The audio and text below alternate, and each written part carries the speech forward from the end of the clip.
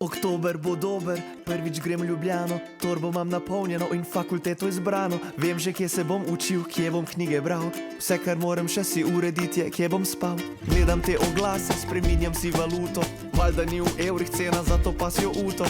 Iz oglasa v oglas, manj mi jasno je, in prej sprašujem svoje standarde. Okna sploh ne rabim, se vsaj ne prehladim, v čast mi je, da v najlepšem mestu v kleti ždim. Lahko imam 7 cimrov, ne maram biti v tišini, in ko moram kakat, lahko tudi v tuš kabini. Kako priročno, ne rabiš sklet papirja. Od kje vam te ideje, sej nimate hostla?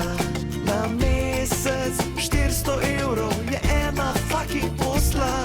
Od kje vam te ideje, a ste prizadeti? Najemnine v nebo, študentje pa v kleti. Se ne rečem, vse te sobice so zanimive, ampak nimam denarja, iščem si alternative. Sam en plac da rata mi prespat in še pokrit se, pa da ni mi treba glih prodat ene ledvice. Kaj pa če si ful spedenan Tinder naredim in 4 leta vsako noč pri nekom drugem spim? Tam pod stromostovjem bi lahko nastanil vse, pa so tam zaščitene ljubljanske nutrije.